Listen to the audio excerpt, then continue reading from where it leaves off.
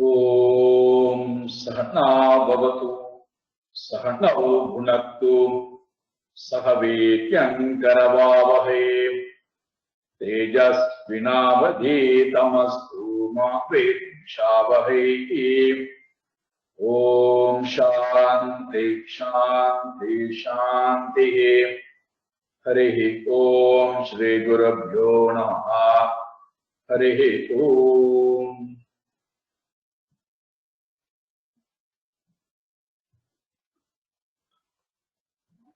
घटो वा मृत्पिण्डोः अप्यनुरपि च धूमोऽग्निरचलः। घटो वा मृत्पिण्डोः अप्यनुरपि च धूमोऽग्निरचलः। पटो वा तन्तुर्वा परिहरति किं घोरशमनम्। पटो वा तन्तुर्वा परिहरति किं घोरशमनम्। वृथा कण्ठक्षोभम् वहसि तरसा तर्कवचसा। वृथा कण्ठक्षोभम् वहसि तरसा तर्कवचसा। पदाम्भोजं शम्भोः भज परमसौख्यं व्रज सुधीः। पदाम्भोजं शम्भोः भज परमसौख्यं व्रज सुधीः। मनस्ते पादाब्जे निवसतु वच स्तोत्र कणितौ। मनस्ते पादाब्जे निवसतु वच स्तोत्र कणितौ। करोचाभ्यर्थायां स्तुतिरपि कथा निवधौ। करोचाभ्यर्थायां स्तुतिरपि कथा कर्णनिवधौ। तव ध्याने बुद्धि नयनयुगलं मूर्ति विभवे। तव ध्याने बुद्धि नयनयुगलं मूर्ति विभवे। परग्रन्थान् कैर्वा परमशिव जाने परमतः। परग्रन्थान् कैर्वा परमशिव जाने परमतः। यथा बुद्धिक्षुब्धौ रजतमिति काचाश्मनिमणिः। यथा बुद्धिक्षुब्धौ रजतमिति काचाश्मनिमणिः। जले पैष्टे क्षीरं भवति मृगतृष्णासु सलिलम्। जले पैष्टे क्षीरं भवति मृगतृष्णासु सलिलम्। तथा देवभ्रान्त्या भजति भवदन्यं जडजनो। तथा देवभ्रान्त्या भजति भवदन्यं जडजनो। महादेवेशं त्वा मनसि च नमत्वा पशुपते। महादेवेशं त्वा मनसि च नमत्वा पशुपते। गभीरे कासारे विशति विजने घोर विपिने। गभीरे कासारे विशति विजने घोर विपिने। विशाले शैले च भ्रमति कुसुमार्थं जडमतिः। विशाले शैले च भ्रमति कुसुमार्थं जडमतिः। समप्यैकं चेतः सरसिजमुमानाथ भुव भवते। समप्यैकं चेतः सरसिजमुमानाथ भवते। सुखेनावस्थातुं जनैः न जानाति किमहु। सुखेनावस्थातुं जनैः न जानाति किमहु। नरत्वं देवत्वं न गवनमृगत्वं मशकतः। नरत्वं देवत्वं நகவன மிருகத்வம் மசகதா பசுத்வம் கீட்டத்வம் பவது விககத்வாதி ஜனனம் பசுத்வம் கீட்டத்வம் பவது விககத்வாதி ஜனனம் சதா த்வத்பாதாப்ஜ ஸ்மரண பரமானந்தலஹரி சதா த்வத்பாதாப்ஜ ஸ்மரண பரமானந்தலஹரி விகாராசக்தம் சேத் ஹிருதயமிக கிம் தேன வபுஷா விகாராசக்தம் சேத் ஹிருதயமிக கிம் தேன வபுஷா. ஓம் भद्रं कर्णेभिः शृणुयाम देवाः भद्रं पश्येमाक्षभिर्यजत्राः स्थिरैरङ्गैः स्तुष्टुवागुंसस्तनूभिः व्यशेम देवहितं यदायुः स्वस्ति न इन्द्रो वृद्धश्रवाः स्वस्ति नः पूषा विश्ववेदाः स्वस्ति नस्तार्क्ष्यो अरिष्टनेमिः स्वस्ति नो बृहस्पतिर्दधातु. ओम शांति शांति शांति.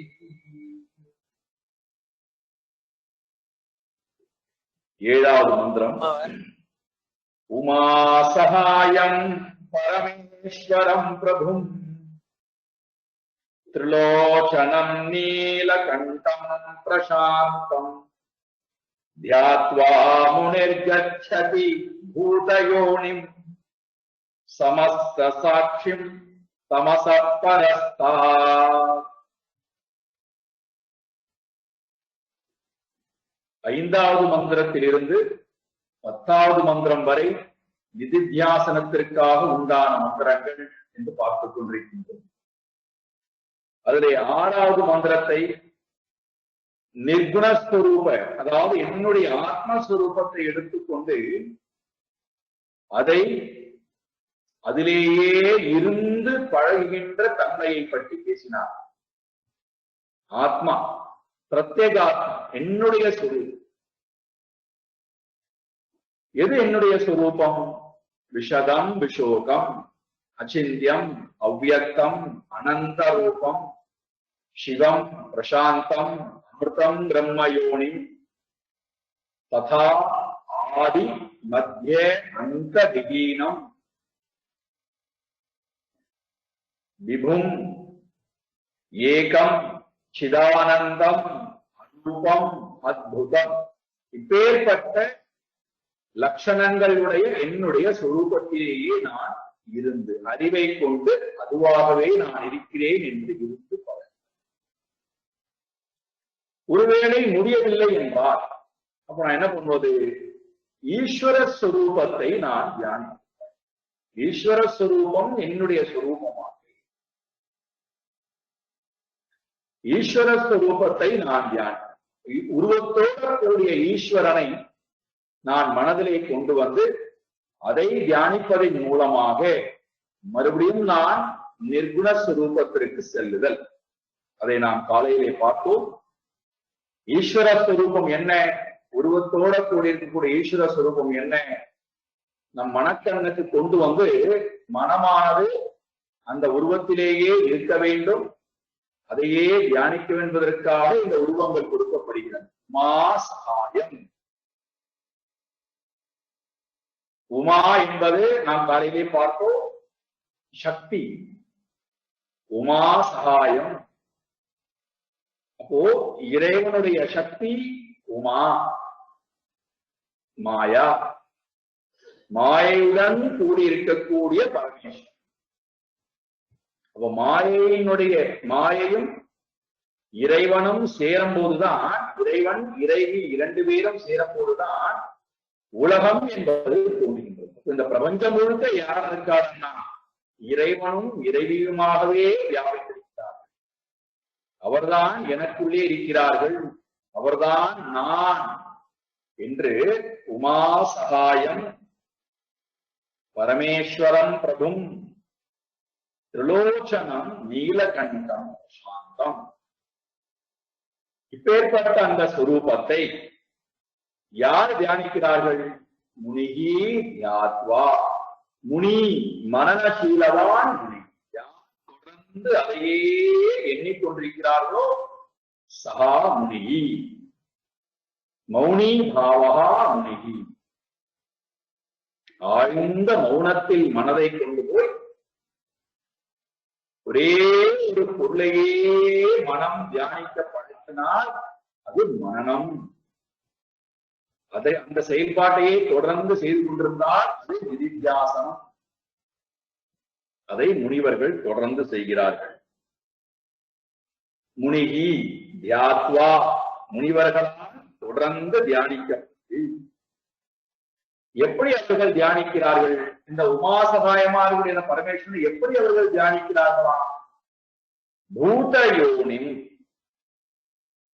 பூதயோனிம் உலகத்தில் இருக்கக்கூடிய எல்லா பொருள்களும், பூத என்றால் பஞ்சபூதங்களாக ஆயிருக்கக்கூடிய இந்த உலகம், சமஷ்டி உலகம், வியஷ்டி உலகம், சமஷ்டி சரீரம், வியஷ்டி சரீரம், இவை அனைத்திற்கும் பூத யோனி, இவை அனைத்திற்கும் ஆதாரமாக, இவை அனைத்திற்கும் காரணமாக இருப்பவராக எண்ணிக்கொண்டு தியானிக்கிறார். பூத யோனம் என்றால் இவை அனைத்திற்கும் உபாதான காரணமாக இந்த ஈஸ்வரனே இருக்கிறார். பூத யோனிம். பரமேஸ்வரனும் உமாவும் சேர்ந்துதான் உலகம் முழுக்க வியாபித்திருக்கிறார்கள். உலகம் முழுக்க வியாபித்திருக்கக்கூடிய பொருள் எதிரானா உபாதான காரணமாக இருக்கிறது, நிமித்த காரணமாக ஈஸ்வரன் இருக்கிறார். ஈஸ்வரனே உபாதான காரணமாக தன்னுடைய சக்தியை கொண்டு இந்த உலகம் முழுக்க வியாபித்திருக்கிறார். பூதயோனி. அனைத்திலும் அவரே காரணமாக, உபாதான காரணமாகவும் நிமித்த காரணமாகவும் அவரே இருக்கிறார் என்று அந்த அறிவுடன் தியானிக்கக்கூடியவனாய், தன்னை அதிலிருந்து வேறாக பாவிக்காதவனாய் பூதயோனிம். சரி, அப்படியே உலகத்தை படைத்து உலகத்திற்கு அப்பாதான காரணமாக இருக்கின்றாரே என்ற பரமாத்மா அவர் எப்படி இருக்கிறாரா? சமஸ்த சாட்சி. அனைத்திற்கும் சாட்சியாக இருக்கிறார்.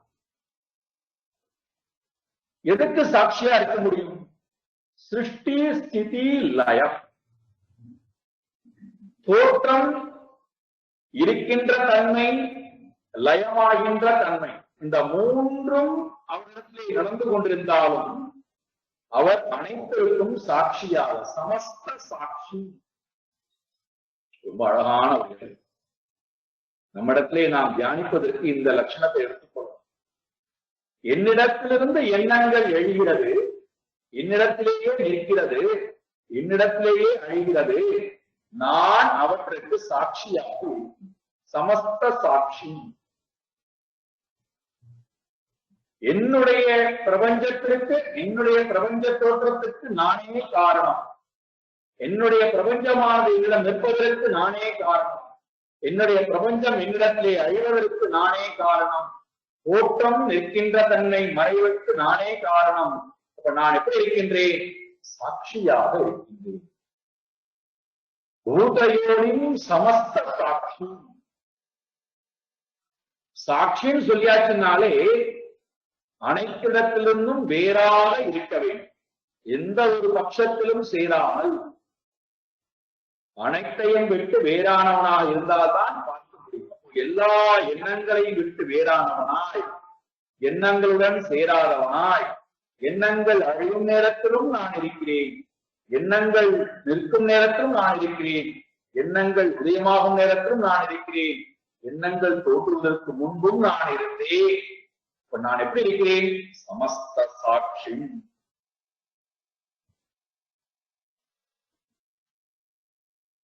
நமக்கு இந்த பழக்கம் எல்லாம் இல்லாத காரணத்தினாலதான் சாட்சியா இருந்து பார், ஒதுங்கி இருந்து விலகி இருந்து பார் என்கின்ற அந்த செயல்பாடு கொஞ்சம் சொல்லுகின்ற நேரத்தில் நமக்கு அந்த அனுபவமானது இல்லாதனால்தான் விலகி நின்று பார்த்தல் என்பது கடினமாகும். காரணம், பிரகிருதியை புருஷனிடத்திலே ஏற்றி வைத்துக் கொண்டு அதோடையே பிரயாணம் செய்து பழக்கப்பட்டனம். அதிலிருந்து விலகி இருந்து பார்க்கக்கூடிய நன்மை நம்மிடம் வருவதற்காகத்தான் இந்த தியானம். கீழே விழுகிறது குழந்தைகள். சைக்கிள் பழகின்ற நேரத்திலே குழந்தைகள் கீழே விழுகிறது, சைக்கிளுடன் கீழே விழுகிறது. விழுந்து கையிலும் காலிலும் அடிபடுகிறது, ரத்தம் கொட்டுகிறது. இந்த குழந்தையை பொறுத்த மட்டுக்கும், இந்த சிறுவனை பொறுத்த மட்டுக்கும், அந்த சிறுவியை பொறுத்த மட்டுக்கும் யாருமே அந்த இடத்திலிருந்து பார்த்ததையும் ஒப்புக்கொள்ளும். ஒன்றுமே செய்யாது. விழுந்த அந்த குழந்தை தன்னுடைய உடம்பை பற்றிருக்கக்கூடிய மணலை எல்லாம் தட்டி விடுகிறது. ஒருவேளை ரத்தம் வந்த என்றால் துணியால் துடைத்துக் கொண்டு சைக்கிளை எடுத்து மீண்டும் ஓட்டுவதற்கு உண்டான முயற்சியை செய்ய ஆரம்பிக்கின்றது. அழுவது கிடையாது, புரள்வது கிடையாது, வேதனையை வெளிப்படுத்துவது கிடையாது, போய்கொண்டே இருக்கிறது. ஒருவேளை யாராவது பார்க்கிறார்கள் செய்ய போவதை போல இருந்தால் ஒரடியாக அங்கே அமர்ந்து கொண்டு அழ ஆரம்பிக்கும். எப்போது நாம் தனித்திருந்து கொண்டு மனதை பார்க்கிறோமோ, மனது ஆடாது, ஆட முடியாது, அதுவால் எந்த சுய பிரயத்தனமும் செய்ய முடியாது. காரணம், நான் வைத்திருக்கிறேன். எப்போது நான் அதற்கு போஷாக் செய்கின்றேனோ, எப்போது அதோடு சேர்ந்து அதற்கு நான் ஈடுபடுகின்றேனோ, அப்பொழுதுதான் மனமானது ஆட்டம் போடுகிறது. மனமானது நம்மை முழுக்க முழுக்க தன் கட்டுப்பாட்டுக்களை வைத்துக் கொள்ள வேண்டும் என்று ஆசைப்படுகிறது. தன் கவனத்தை முழுக்க, நம்முடைய கவனத்தை முழுக்க தன்பால் ஊட்டிக் கொள்ள வேண்டும் என்று நினைக்கின்றது. தியானத்தில் அமர்ந்து என்ன செய்யணும் என்றால், அனைத்திற்கும் சாட்சியாக நான் இருக்கிறேன். என்னிடத்திலே எல்லா எண்ணங்களும் எழுகிறது. விரும்பத்தகுந்த, விரும்பத்தகாத, சந்தோஷமான, சந்தோஷமற்ற எல்லா எண்ணங்களும் எழுகிறது. ஆனால் நான் சமஸ்த சாட்சியம், அவைகளுக்கு சாட்சி மாத்திரமாக நான் இருக்கிறேன். பார்ப்பவனாக நான் இருக்கிறேன். பார்க்கப்படுகின்ற பொருளாக நான் இல்லை. சமஸ்த சாட்சியம் தமச பரஸ்தா.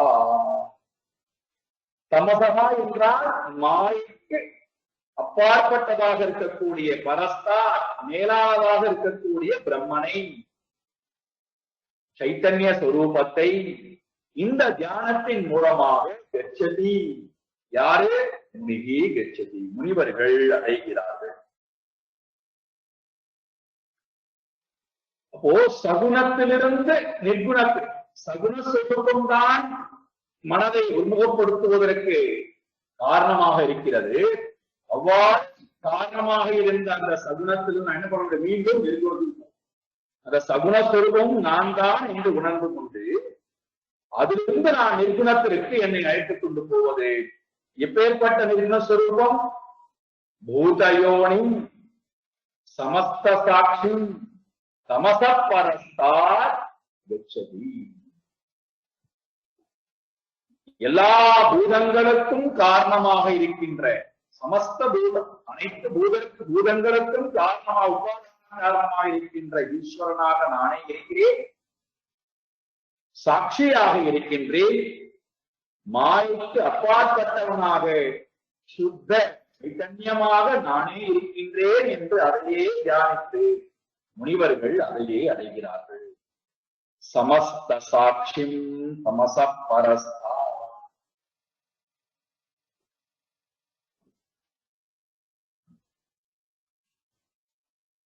இப்போ மாயைக்கு மேலானதாக இருக்கக்கூடிய பிரம்மனை அடைகிறார். ஈஸ்வர சுரூபத்தின் மூலமாக அந்த உண்மையை தியானித்து, தன்னுடைய சுரூபமாகவே தியானித்து அந்த மாயைக்கு அப்பாற்பட்டதாக ஒரு பிரம்மனை அடைகிறார்கள். ஈஸ்வர தியானம் என்று வந்த காரணத்தினாலே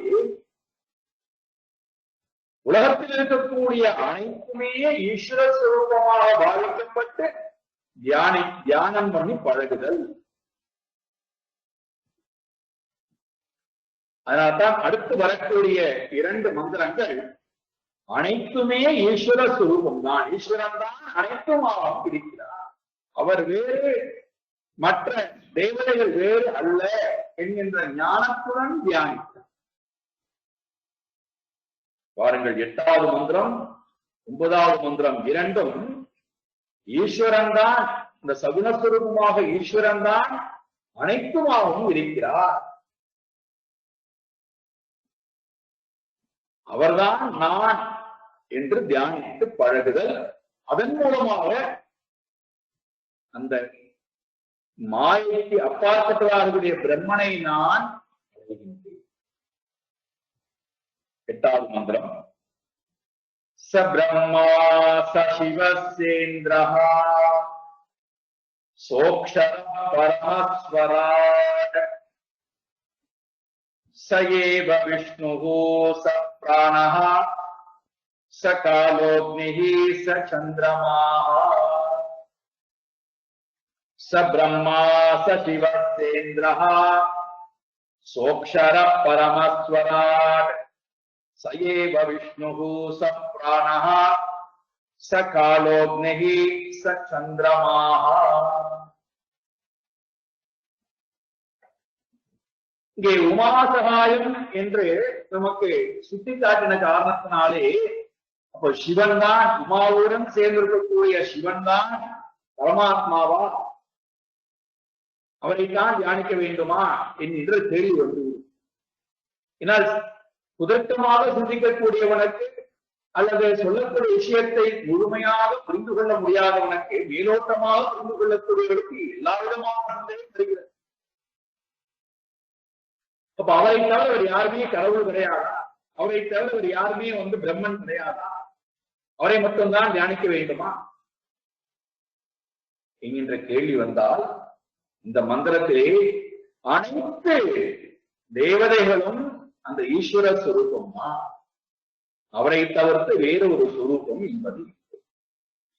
இந்த மந்திரத்தை அப்படியே நாம தத்துவத்தை கொண்டு போனோம் ஏன்னா, ஒவ்வொரு இந்திரியத்திற்கும் ஒரு தேவதை என்று பார்க்கணும். அப்ப அந்த தேவதா சுரூபம் என்பது தனித்து ஈஸ்வரனை விட்டு வேறாக இல்லை. ஈஸ்வர சுரூபம் தான் தன்னை மாயுடன் சேர்ந்து வெளிப்படுத்திக் கொண்டு எல்லா கரணங்களிலும் இருந்து இயக்குகின்றது என்று பார்க்கணும். அப்ப அந்த சக்தி விதவிதமான பெயர்களில் விதவிதமான காரியத்தை விதவிதமான காரணங்களில் இருந்து கொண்டு செய்து கொண்டிருக்கிறது. யாரு? ஒரே ஒரு பிரம்ம தத்துவம். இப்ப நான் விதவிதமான கரணங்களிலே இருக்கின்ற விதவிதமான சக்தியை நான் தியானித்தாலும் யாரை தியானிக்கிறேன்? ஒரே பிரம்ம தத்துவத்தை தான் நான் தியானிக்கிறேன். இங்கே பார்க்கிறோம், முதல்ல சொல்றார் பிரம்மா, சிவஹா, இந்திரஹா, விஷ்ணுஹு, பிராணஹா, காலஹா, அக்னிஹி, சந்திரமா. இந்த 8 எடுத்துக்கிறார். 8 விதமான தேவதைகள் எடுத்துக்கிறார்.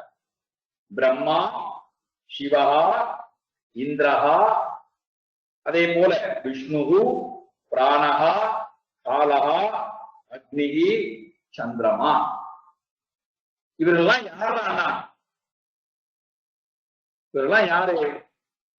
முதல் வரியில 2வது பாதத்துல அந்த உண்மையான பொருளை சொல்கிறார். அவர்தான் இவர்கள் அனைத்துமாக இருக்கிறார்கள். யாரு?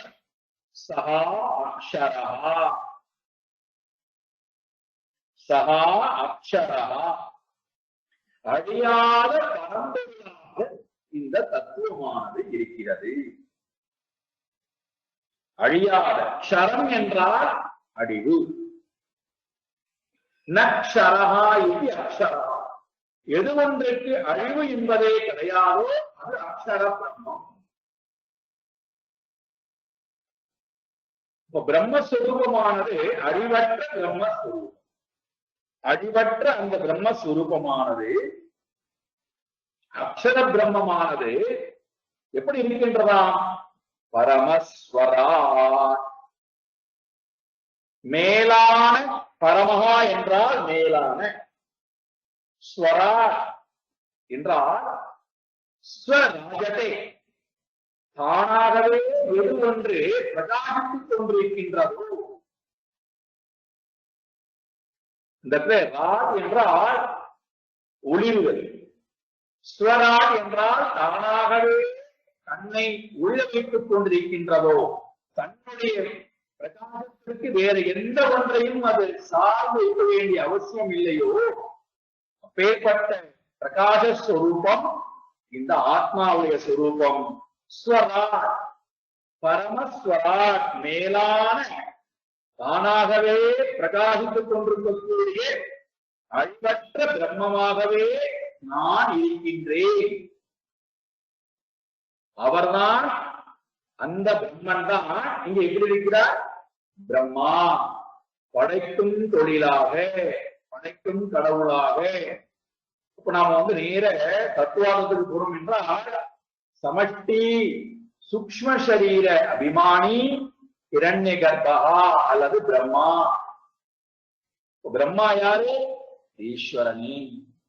அக்ஷர பிரம்மமாக ஸ்வயம் பிரகாச ஸ்வரூபமாருடைய அந்த பிரம்மா அந்த ஈஸ்வரன் தான். அந்த ஈஸ்வரன் தான் பிரம்மாவாகவும் இருக்கிறார். அந்த பிரம்மா வேற யாரும் அல்ல, அவர்தான் நான்.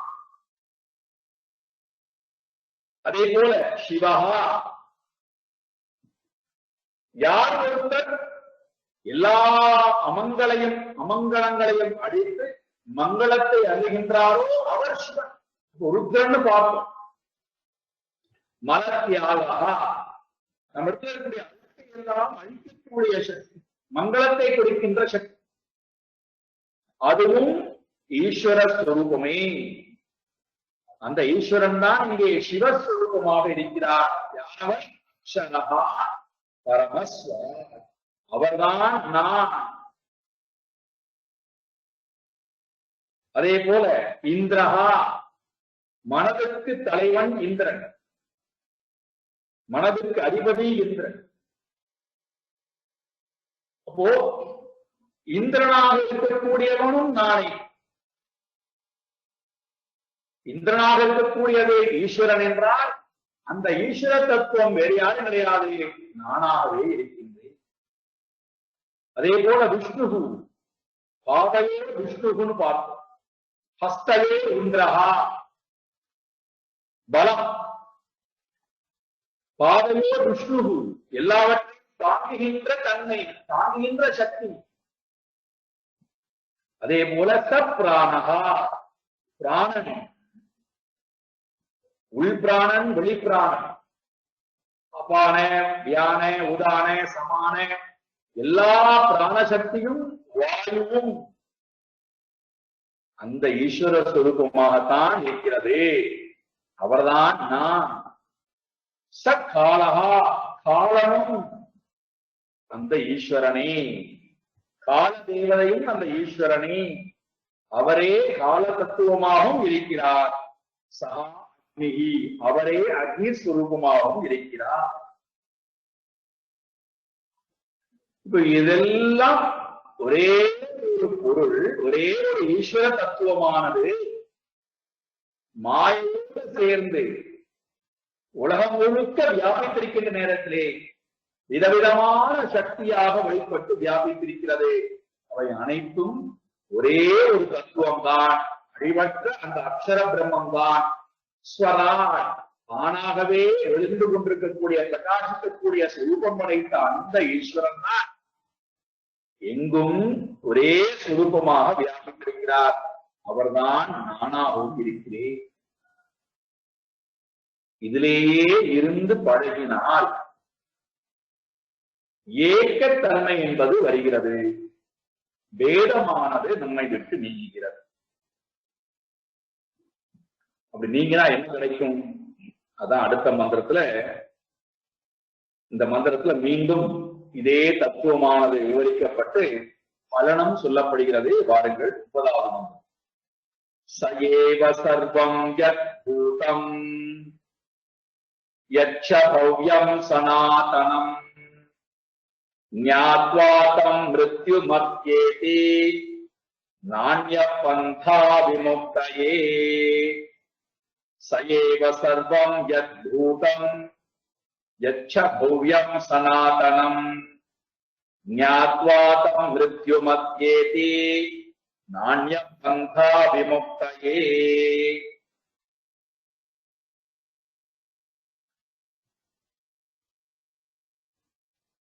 விதவிதமான தேவதைகளை எல்லாம் சொன்னார். பிரம்மா, சிவஹா, விஷ்ணுஹு, பிராணஹா, காலஹா, அக்னிஹி, இந்திரஹா, விதவிதமான தேவதைகளை எல்லாம் சொன்னார். மற்ற தேவதைகள் எல்லாம் விட்டு விட்டாரா என்றால் இங்கே உடனடியாக உபநிஷம் சொல்கிறது, சகாயே சர்வம், அவர்தான் அனைத்துமாகவும் இருக்கிறார். அந்த பிரம்ம தத்துவமே, அந்த ஈஸ்வரனே, எந்த ஈஸ்வரன்? பரமேஸ்வரம். உமா சகாயம் பரமேஸ்வரம், உமையாவுடன் சேர்ந்திருக்கக்கூடிய அந்த பரமாத்மா ஈஸ்வர ஸ்வரூபம் தான் சயேவ சர்வம். அவரே அனைத்துமாகும், அனைத்து தேவதைகளாகவும் அனைத்து சக்தியாகவும் அனைத்து ரூபங்களாகவும் அனைத்திற்கும் சாட்சியாகவும் அவரே இருக்கிறார். அவரை தவிர்த்து இரண்டாவது ஒன்று இல்லை. சயேவ சர்வம், அவரே அனைத்தும். அனைத்துமாக இருக்கின்ற அந்த பரமாத்மா, அந்த ஈஸ்வர ஸ்வரூபம் சனாதனம். சனாதனம் நிலையானதாகவும் உள்ளது, அழிவற்றதாகவும் இருக்கிறது. எப்பொழுதும் நிலையாக இருந்து கொண்டிருக்கின்ற தத்துவமாகவே அவை இருக்கிறது. எப்பொழுதுமே அந்த தத்துவமானது இருந்து கொண்டிருக்கிறது. அதைத்தான் சொல்லுகிறார், யத் பூதம் யச்ச பவ்யம் சயேவ சர்வம். யத் எது ஒன்று, பூதம் இறந்த காலத்தில் இருந்தது. யத் பூதம் எது ஒன்று, பூத காலம் கடந்து போன காலத்திலும் இறந்த காலத்திலும் எது ஒன்று இருந்ததோ. யச்ச பவ்யம் எது ஒன்று நிகழ்காலத்தில் இருக்கிறதோ. பவ்யம் எது ஒன்று நிகழ்காலத்தில் இருக்கிறதோ, அதே போல் எது ஒன்று எதிர்காலத்திலும் இருக்கப் போகிறதோ. பவ்யம் என்றால் பவிஷ்யகாலம். எது ஒன்று எதிர்காலத்திலும் இருக்கப் போகின்றதோ, எது ஒன்று கடந்த காலத்திலே பூதம், எது ஒன்று யச்ச பவ்யம் என்றால் எது ஒன்று நிகழ்காலத்திலும் இருந்து, பவ்யம் என்றால் எதிர்காலத்திலும் எது ஒன்று இருக்கப் போகிறதோ, அவை சனாதனம் என்றும் நிலையானதாக உள்ளது. அனைத்துமாக அந்த பிரம்ம தத்துவம் தான் இருக்கின்றது.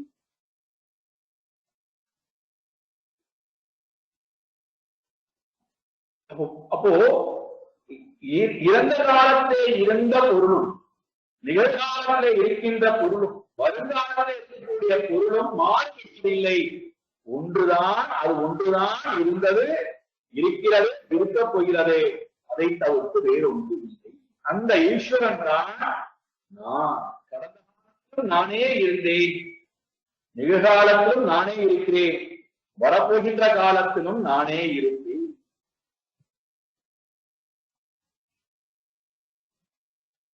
இந்த ஞானத்தை, இந்த அறிவை ஞானத்தின் மூலமாக யார் தம் ஞாத்வா, அதை அறிந்து யார் அறிந்து கொள்கிறார்களோ என்ன ஆகிறார்கள்? உபனிஷதம் சொல்கிறது, சஹா அவர்கள் மிருத்யம் அத்யேதி மரணத்தை கடந்தவர்களாய், மிருத்யும் அத்யேதி மரணத்தை கடக்கிறார்கள், மரணத்திலிருந்து விடுபடுகிறார்கள். அவர்களுக்கு மரணம் என்பது கிடையாது. எங்கே போவார்கள்? விமுக்தயே, மரணத்தை கடந்து மோட்சத்தை அடைகிறார்கள். இந்த இடத்துல மிருத்யு என்பது என்னை பற்றின ஞானம் இல்லா தன்மை, என்னை மறந்திருக்கின்ற தன்மை. எப்போது என்னை பற்றின ஞானம் ஏற்பட்டு என்னுடைய சுரூபத்திலேயே நான் இருக்கிறேனோ அதுதான் அமிர்தம், மரணமற்ற தன்மை, சாகா நிலை. இதைத்தான் நமக்கு ஒரு பெரிய கதை ரூபத்திலே 18,000 பாடல்களின் மூலமாக பாகவதம் அப்படின்னு ஒரு புராணத்தை ஏற்படுத்தி இந்த ஒரே ஒரு விஷயம்தான், ஒரு சிறு விஷயம், ஒரு வரியில சொல்ல வேண்டிய விஷயத்தை 18,000 பாடல்களின் மூலமாக கதகதையா சொல்லி நிறைய சம்பவங்களை நான் சொல்லி நமக்கு அதெல்லாம் கேட்பதற்கு விருப்பம் இருக்கிறது. அதனுடைய சாரமாக இருக்கின்ற அந்த பரீட்சித் என்று சொல்லக்கூடிய சாதகன் தன் சொரூபத்தை விட்டு வெளியேறின காரணத்தினாலே மோகத்தை அடைந்தவனாய் அதன் மூலமாக நிறைய பாவங்களை எல்லாம் செய்து சோகமடைய, எப்பொழுது தன்னுடைய சொரூபமானதை சாஸ்திரத்தின் மூலமாக சுக மகர்ஷியின் மூலமாக சுட்டிக்காட்டப்பட்டதோ அதையே 7 நாட்கள் தியானி கேட்டதோடு மட்டுமல்லாமல் அதையே எண்ணிக்கொண்டு அந்த சொரூபத்திலேயே அவன் நிலை பெற்றிருக்கிறான். அவ்வளவுதான். நமக்கு பாகவதம் 18,000 பாட்டை கேட்டு ஊழல் அதுல சொல்லக்கூடிய விஷயங்கள்லாம் கேட்டு நமக்கு கொடுப்பதை போல தெரியுதான். என்ன சாரம்? நான் இதுதான் சாரம். என்னுடைய சொரூபத்தை மறந்ததனால பாவம் செய்தேன், 7 நாளில் இறக்கப் போகிறான்னு சொன்னார். அப்ப 7 நாள் நான் இறக்க வேண்டாம் என்ன பண்ணுவது? என் சொரூபத்தையே நான் மறவாமல் இருந்தால் போகும். 7 நாட்கள் தான் சொரூபத்தையே மறவாமல் இருந்த அந்த பரீட்சை 7ஆவது நாள் முடிவிலே தன்னைத்தானே உணர்ந்து கொண்டவராய் தான் சாப்பிடக்கூடிய பழத்தில் இருக்கக்கூடிய புழுவை எடுத்து தன் கையிலே விட்டுக் கொண்டு சொல்கிறார், தட்சணே, மாரூபத்திலே இருந்திருக்கக்கூடிய தட்சணே, இந்த உடலை எடுத்துக்கொண்டு போக வந்த தட்சணை, என்னுடைய உடம்பை நீ கடித்துக் கொள், உன்னால் என்னுடைய உடம்பை தீண்ட முடியும், என் ஆத்மாவை உன்னால் தீண்ட முடியாது. காரணம், என் ஆத்மா ஏற்கனவே பிரம்மனோடு ஐக்கியமாகிவிட்டது, நீ முடிந்தால் இந்த உடம்பை தீண்டி. மரணத்தை வெல்கம் பண்ணுகிறார். பயம் இல்லாத தன்மை. காரணம் என்ன? மரணம் என்பது உடலுக்கு உண்டு, ஆத்மா அமிர்த ஸ்வரூபம், மரணமற்றவன் நான். இதை தொடர்ந்து தியானித்து தியானித்து தியானித்து மிருத்யும் அத்யேதி, மரணத்தை கடந்து விடுகின்றான். மரணம் என்பது எங்கோ நடக்கப் போகின்றது அல்ல, மனம் பிரம்மனோடு இணைவதுதான் அமிர்தம். பிரம்மனை விட்டு மனம் வெளியேறினால் அதுதான் அமிர்தம். அப்ப எப்போதுமே அந்த பிரம்ம அறிவுடனே நான் இருந்தால் நான் மரணமற்ற தன்மையை அனுபவித்துக் கொண்டிருக்கிறேன். மனம் பிரம்மனை விட்டு வெளியேறிவிட்டால் மனம் மரணத்தினுடைய தன்மையை அனுபவிப்பதை நான் உணர்கிறேன்.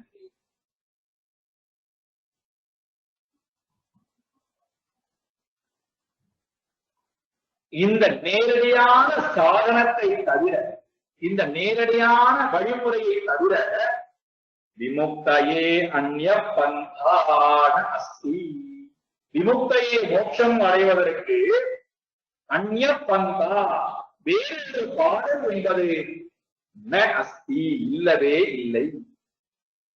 இந்த மார்க்கத்தை காட்டிலும் இந்த நேரடியாக ஞானத்தின் மூலமாக நிதித்தியாசனத்தின் மூலமாக மிருத்யும் அத்யேதி, மோட்சத்தை மரணத்தை கடக்கிறான் என்றால் இந்த பாதையை தவிர வேற எந்த பாதையும் இந்த ஞானத்தை அடைவதற்கு பிரயோஜனப்படாது.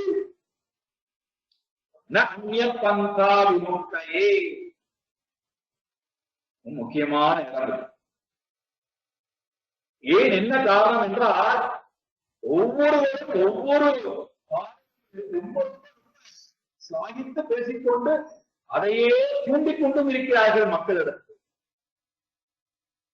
அதுலயும் பார்த்தோம் என்றால் இந்த பௌராணிகர்கள் கதை சொல்லக்கூடிய கூட்டங்கள் என்ன பண்ணுகிறது என்றால் மக்களுடைய அறிவை தெளிவாக அழைத்துக் கொண்டு போவதை விட்டு மருந்தடித்து வைத்திருக்கிறார். யாரையும் நான் குற்றம் சொல்கிறேன் நினைக்க வேண்டாம். இங்கே ரொம்ப தெளிவாக ஒரு உபநிஷம் சொல்கிறது, அந்நிய பந்தா. பந்தா என்றால் பாதை. அந்நிய பந்தா, இதை காட்டிலும் வேறு ஒரு பாதை என்பது இல்லை. இதற்கு விமுக்தையை, மோட்சம் அடைவது. சிறு உதாரணம் இருக்கே உங்களுக்கு புரியும். உடலில் எனக்கு 102 டிகிரி வெப்பம் இருக்கிறது, காய்ச்சல் இருக்கிறது. இப்ப 102 டிகிரி காய்ச்சலுக்கு என்னுடைய உடல் முழுக்க உஷ்ணத்தை நான் அனுபவித்துக் கொண்டிருக்கிறேன். இதற்கு நேரடியான பாதை என்னவாக இருக்க முடியும்? மருத்துவம் தான் நேரடியான பாதையாக. இந்த காய்ச்சல் எங்கிருந்து வந்ததோ அந்த இடத்துக்கு போய் நான் மருத்துவம் செய்வதுதான் சரியான அணுகுமுறையாக இருக்க முடியும். அதை விடுத்து நான் தியானித்துக் கொண்டிருந்தால் இந்த ரோகம் போய்விடுமா, அந்த காய்ச்சல் போய்விடுமா என்றால், நான் உபவாசம் இருக்கிறேன் போய்விடுமா என்றால் போகாது. நான் தீர்த்த யாத்திரை போகிறேன், இந்த காய்ச்சல் போய்விடுமா என்றால் போகாது. நான் ஜபம் செய்கிறேன், இந்த காய்ச்சல் போய்விடுமா என்றால் போகாது. நான் யோக அபியாசம் செய்கிறேன், காய்ச்சல் போய்விடுமா என்றால் போகாது. நிறைய தான தர்மங்கள் செய்கிறேன், யாகங்கள் செய்கிறேன், பூஜைகள் செய்கிறேன், உபாசனை செய்கிறேன், காய்ச்சல் போய்விடுமா என்றால் போகாது. அல்லது இது எல்லாருக்கும் நேர் விரோதமாக எதையுமே செய்யாமல் சதா நிந்தனை செய்து கொண்டே இருக்கிறேன் கடவுளை, எல்லா வழிமுறை நிந்தனை செய்து கொண்டே இருக்கிறேன், யாருக்கு போமா என்றால் போகாது. அல்லது காய்ச்சலுக்கு உண்டான மாற்றியை சாப்பிட வேறு ஏதாவது மார்க்கத்தின் மூலமாக, வேறு ஏதாவது வழிமுறையின் மூலமாக காய்ச்சலை போக்குவதற்குண்டான வழிமுறை தேர்ந்தெடுத்தால் போகாது. நேரடியான சாதனம் என்னுடைய உடம்பில் இருக்கக்கூடிய காய்ச்சல் போவதற்கு எப்படி நேரடியான சாதனம் காய்ச்சலுக்குண்டான மருந்தை அருகினால் காய்ச்சல் போகுமோ, அதே போல அறியாமையால் வந்திருக்கக்கூடிய மரணம் போக வேண்டுமானால், அறியாமையால் ஏற்பட்டிருக்கக்கூடிய பந்தம் போக வேண்டுமானால், அறியாமையினால் ஏற்பட்டிருக்கக்கூடிய பிறப்பு இறப்பு போக வேண்டுமானால், அறியாமையால் ஏற்பட்டிருக்கக்கூடிய கர்ம வினைகள் அழிய வேண்டுமானால் வேற எந்த சாதனமும் இதற்கு உதவாது. நேரடியான சாதனம் ஞானம்தான். அதனால்தான் தம் ஞாத்வா, இதை அறிந்து, இதை அறிந்து என்னுடைய சொரூபமாக இதை நான் அறிந்து மிருத்யும் அத்யேதி, ஒருவன் மரணத்தை கடக்கின்றான். அப்ப இந்த சாதனங்கள் எல்லாம் எதற்காக சாஸ்திரங்கள் சாதனங்களை எல்லாம் சொல்லுகிறது? சாதனங்கள் எல்லாமே இரண்டு லாபத்திற்காகத்தான். அதையும் முறையாக செய்தார், எதிர்பார்ப்பு இல்லாமல் செய்தார். ஒன்று மனதை தூய்மைப்படுத்துவதற்கு, மற்றொன்று மனதை ஒருமுகப்படுத்துவதற்கு. அதற்கு பிரயோஜனம் இல்லை.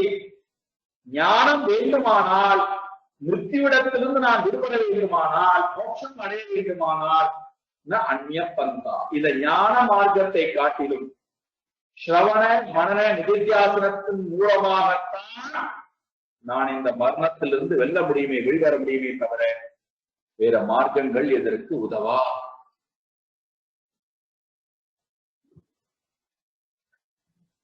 இல்லையே, கஜேந்திரன் மோட்சம் அடைந்தாரே ஆதிமூலமே அப்படின்னு சொல்லி மோட்சம் அடைந்தாரே, புராணங்களை பார்க்கிறோம். ஆழ்வார்கள் மோட்சம் அடைந்ததாக பார்க்கிறோம். பரமாத்மாவே நினைத்து பரமாத்மா கல்யாணம் செய்து கொண்டு போனார்கள், காட்சியெல்லாம் பார்க்கிறோம். நாய்மார்கள் எல்லாம் இறைவனை அடைந்தாலும் பார்க்கிறோம். பக்தி மார்க்கம் இதுக்கு ஈடுபடாதா? ஏன்னா கலியுகத்துல நாமே மோட்சத்தை பெற்றுக் கொண்டிருக்கிறார். சுலபம் வந்தா நாம சங்கீதம்.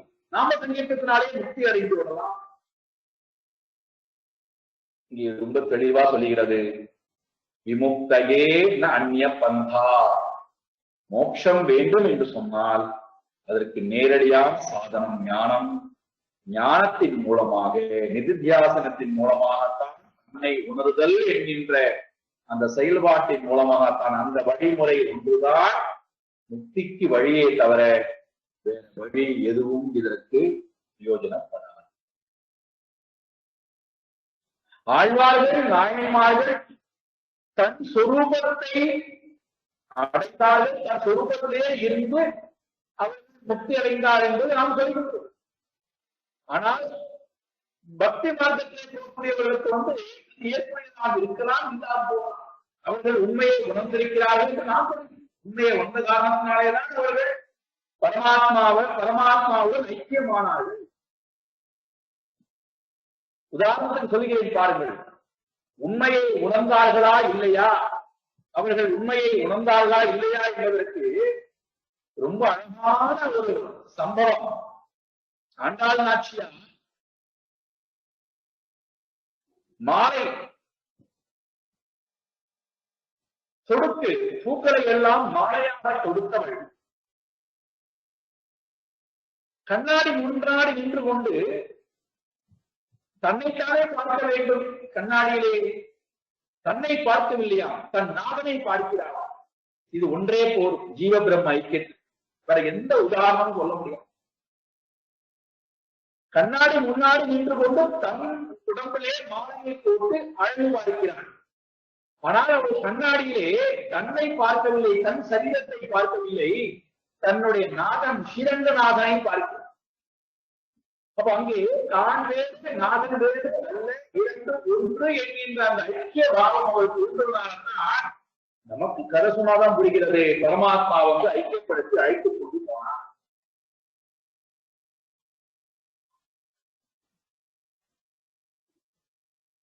மனம் பிரம்மனை விட்டு பிரிந்து வருகிறது.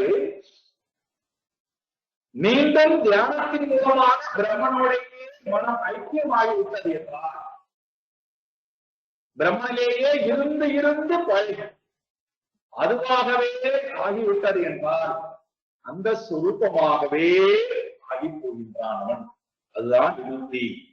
அதை காட்டிலும் வேறு ஒரு மார்க்கம் என்பது இல்லை. இதை மீண்டும் அடுத்த மந்திரத்திலே சொல்லுகிறார். 10வது மந்திரம். சர்வபூதஸ்தமாத்மானம் சர்வபூதானி சாத்மனி சம்பஷ்யன் பிரம்ம பரமம் யாதி நான்யேன ஹேதுனா சர்வபூதஸ்தமாத்மானம் சர்வபூதானி சாத்மனி சம்பஷ்யன் பிரம்ம பரமம் யாதி நான்யேன ஹேதுனா.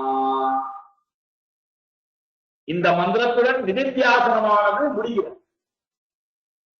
இந்த மந்திரத்திலே நிதித்தியாசனத்தினுடைய சிறப்பையும் சொல்லி அதனால் ஏற்படக்கூடிய பலன் என்ன, இந்த ஞானத்தினாலே ஏற்படக்கூடிய பலன் என்ன, இரண்டையும் சொல்லி நிறைவு செய்கின்றார் உபனிஷத் குரு. இப்போ இங்கே ஆத்மானம் சர்வபூதஸ்தம். ஆத்மானம் என்றால் தன்னை, சர்வபூத எல்லா ஜீவராசிகளிடத்திலும், ஸ்தம் என்றால் இருக்கக்கூடியவனாய், தன்னை எல்லா ஜீவராசிகளிடத்திலும் இருக்கக்கூடியவனாய் அறிந்து கொள்ளுதல். இது முதல் நிலை. பூத சர்வபூத, சர்வபூத ஸ்தம். ஸ்தம் என்றால் நிலை பெற்றது. ஸ்தாபயதி. சர்வபூதஸ்தம் என்றால் எல்லா உயிரினங்களிலும் தன்னையே எல்லா உயிரினங்களிலும் இருப்பவனாக அறிகின்றான். இது முதல் நிலை. இரண்டாவது நிலை ஆத்மனே சர்வபூதானீச்ச. ஆத்மனி தன்னில், தன்னை எல்லா உயிரினங்களிலும் இருப்பதாக பார்த்த அந்த ஞானி தன்னிடத்தில், ஆத்மனி தன்னிடத்தில் சர்வபூதானீச்ச எல்லா உயிரினங்களும் இருப்பதாக பார்த்தார். தன்னை எல்லா உயிரினங்களிடத்திலும் பாதித்தவன், தன்னிடத்திலே எல்லா ஜீவராசிகளும் இருப்பதாக யார் ஒருவன் சம்பஷ்யன் தெளிவாக அறிகின்றானோ, பஷ்யன், பஷ்யன் என்றால் பார்க்கிறான், அறிகின்றான். எப்படி?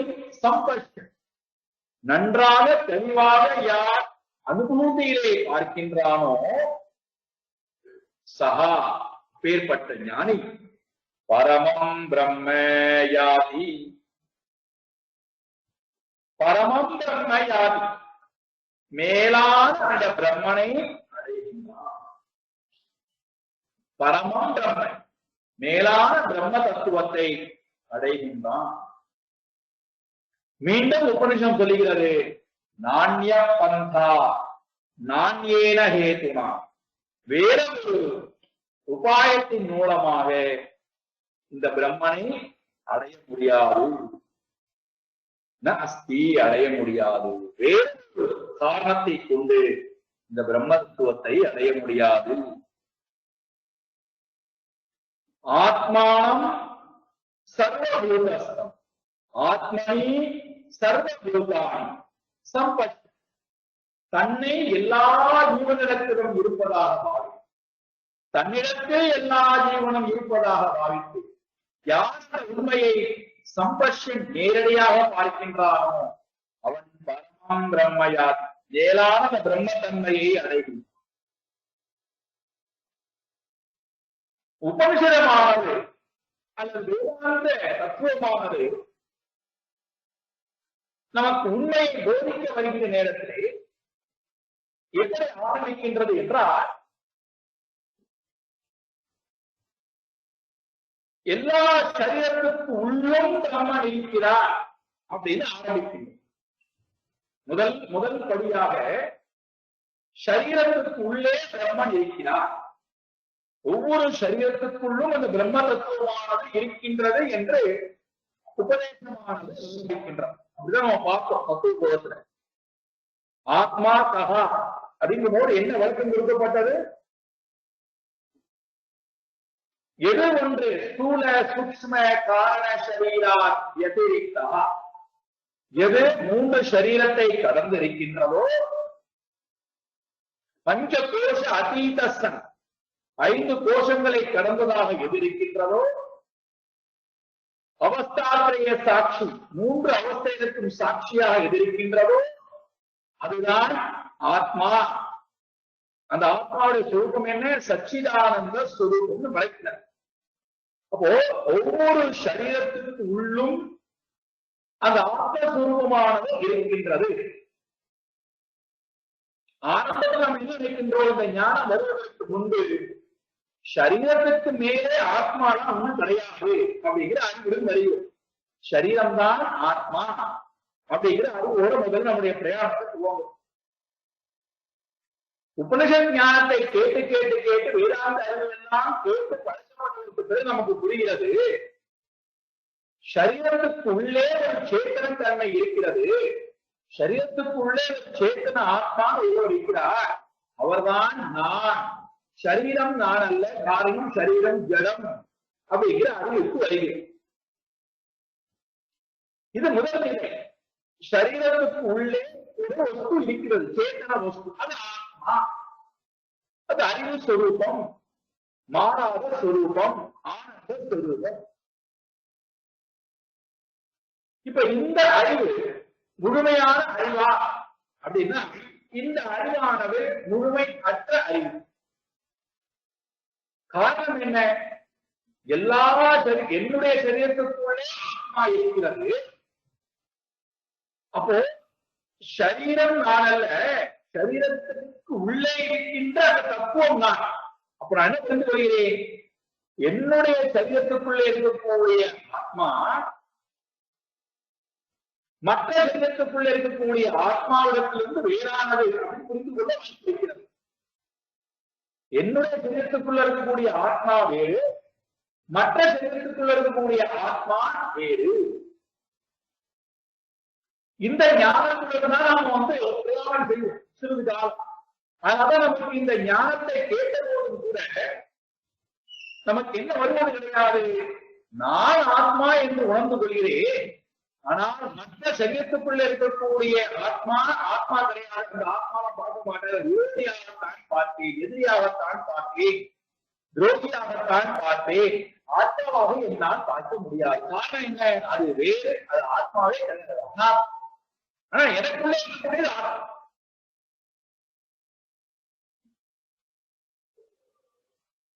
இப்ப என்ன சொல்லிவிட்டது உபனிஷதம்? ஒவ்வொரு சரீரத்துக்குள்ளும் இருக்கின்ற ஆத்மா ஏகா, அது ஒன்றுதான் இருக்கிறது. வேறு சரீரங்கள் இருந்தாலும் ஒவ்வொரு சரீரத்துக்குள்ளும் இருக்கக்கூடியது ஆத்மாவே. ஒரே ஆத்மாதான் எல்லா சரீரத்துக்குள்ளும் இருக்கிறது. இது இரண்டாவது படி. அப்ப இங்க அதைத்தான் நீங்க சொல்ற, தன்னை எல்லா உயிரினங்களிலும் பார்க்கும். எதை போல? ஒரே ஆத்மாதான். இந்த ஆத்மா என்றால் நானே எல்லா ஜீவராசிகளுக்குள்ளும் இருக்கின்றேன். இப்ப இதை சொன்ன உடனே நமக்கு என்ன தோணிவிடும்?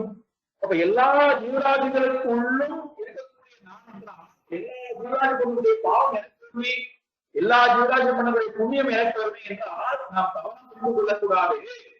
எல்லா உபாதிகளையும் நீக்கி ஸ்தூல காரண சரீரத்தை எல்லாம் நீக்கி எந்த ஒரு பிரம்ம தத்துவம் இருக்கின்றதோ அந்த தத்துவம் தான் எல்லா ஜீவராசிகளுக்கு உள்ளும் இருக்கக்கூடிய உபாதி எல்லாம் நீக்கி இருக்கக்கூடிய அந்த பிரம்ம தத்துவம் ஒன்றுதான்.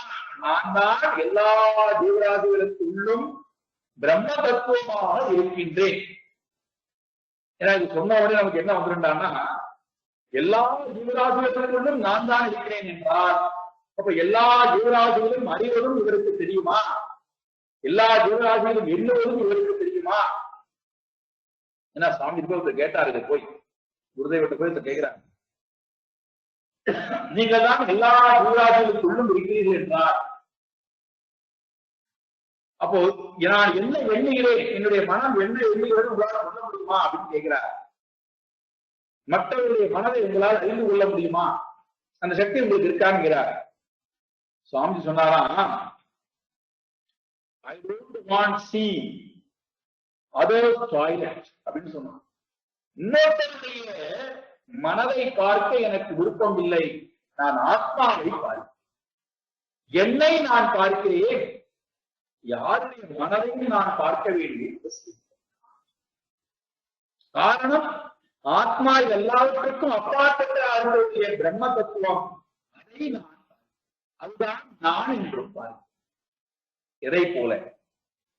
விதவிதமான வடிவங்களுடைய பானைகள் இருந்தாலும், விதவிதமான வண்ணங்களில், விதவிதமான வடிவத்தில், விதவிதமான குணத்தில், விதவிதமான செயல்பாட்டுக்கு ஏற்ற உண்டான வடிவங்கள் பானைகள் இருந்தாலும் அந்த பானைகளுக்கு உள்ளே இருக்கின்ற ஆகாசம் ஒன்றுதான். இப்ப ஆகாசம்னா என்ன?